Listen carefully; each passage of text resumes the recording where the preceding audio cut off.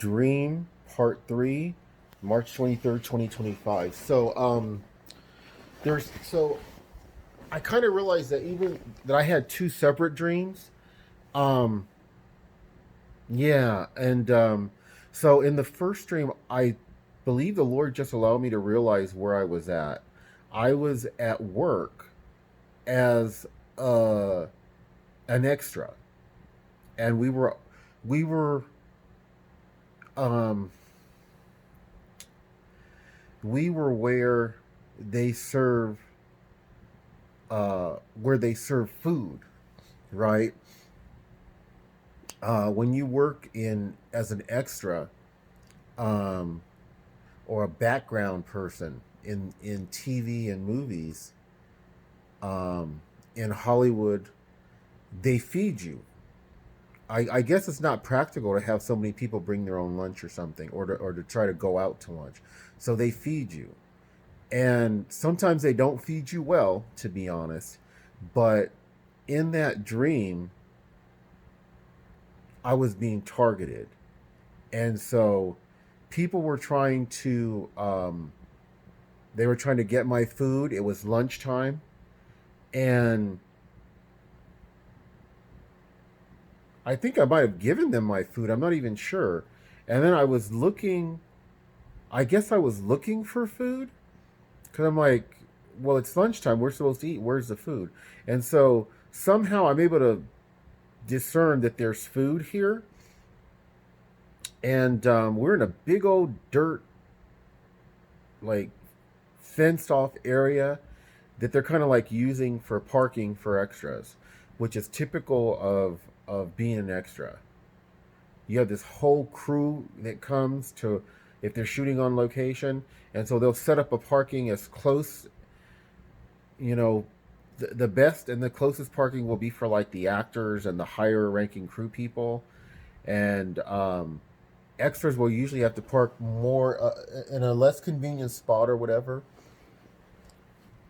If it comes down to it, um, and so I'm going towards where this food is, and then someone tries to stop me. I had a motorcycle. I only have a bicycle, y'all, but someone stops me and they say, "Wow, this is interesting." I had a zit on the back of my neck, y'all, and it was big. And I was like, you know what? Let me just leave it alone because it'll probably just go away on its own. And it never went away because that happened in the front of my neck, but the zit went away. I tried popping it and couldn't, so I just left it alone and it went away. This one on the back of my neck, a couple of days ago, I left it alone, and then finally today I said, you know, let me try to pop it, and it was disgusting.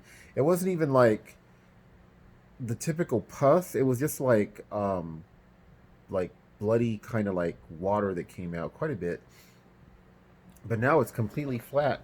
I'm like, well, normally I would dab it with rubbing alcohol or something, but I was being lazy. Anyway, I think that pertains to this in some way. But I ended up discovering the food, and I never got to the food because my mind switched to another dream. But as I'm going towards this food, someone just interrupts me and says, "Hey, can I sit on your bike?" And before then, other people basically got me to give them all of my food, essentially. But they couldn't prevent me from seeing this food. Interestingly, they set up this area where it was like a taco salad. I can't call it a bar because it was just sitting on the ground. It was like they set out a mat, or no, they set out like a tarp, and then they set out all these trays of like lettuce, taco meat, cheese, and then you were supposed to just scoop it into. But they didn't even take the time to put it on a table. So sometimes they do not treat extras well, and they may pull something that's not far off from that. But I felt like me saying where I was at, because the Lord, I believe, allowed me to realize now where I was at, was is significant, and I don't think I'll ever work as an extra again. But it was interesting working there. And the dream was interesting because they couldn't prevent me from figuring out that there was food, there was a way to eat. And our food as TIs is the Lord. The Lord is our sustenance. He it's so funny. They just started making noise upstairs. Like they're confirming what I'm saying. God is our sustenance. God is our food. God is the one that we are to turn to. The idea that there's no way and no one that can help you is not true. God can carry you through this targeting. In the same way that God's word says he will carry you through the fire and you will not be burned. He will carry you through the rising waters and you will not be overwhelmed. So can he carry you through all of this targeting without it bothering you, without it, like one guy, he's been an overt TI for a long time. He just had a stroke. So the way that you do that is you have to help the poor. You have to live sacrificially, TIs. You have to help the poor. You guys refuse to do it, but that's the key. Help the poor, tithe your time to the Lord. The tithing of your time, so the tithing of your money, you are to give at least 10% to the poor. You can give it directly to folks who are homeless, to homeless veterans, to folks in the third world. And you can give or you can sponsor children in the third world, and then you want to tithe your time to the Lord. So that's at least 10% of your day that's spent in prayer to God. The Lord is probably going to do like he's done to me. He's led me into regular fasting. Okay, it's such a blessing to fast, you guys. I know my flesh doesn't like fasting at all, but I've learned more and more the health benefits, and it's at a cellular level. So I do recommend to everyone at least 12-hour fasts.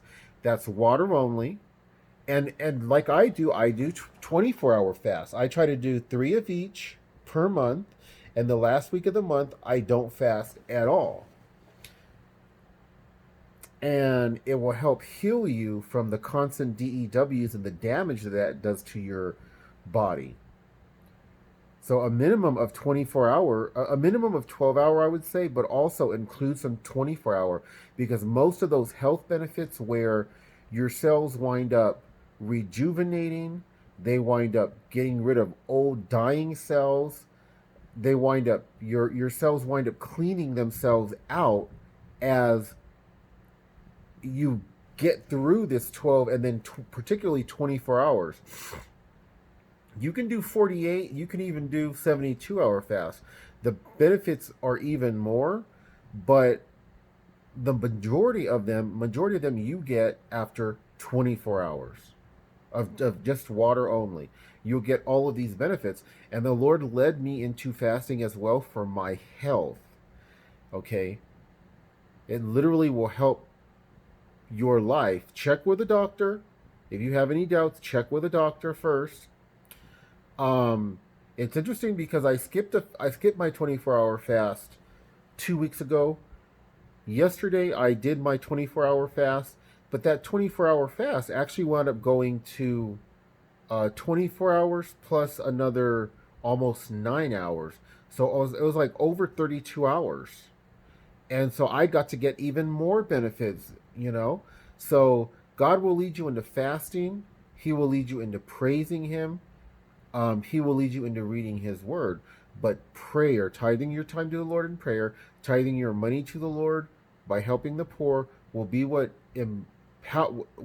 results in God manifesting himself to you guys in such a powerful way that he renders this program to you like it's little more than a pathetic joke, just like he does for me. Okay? I send out my love to all y'all beautiful born again TIs. God bless.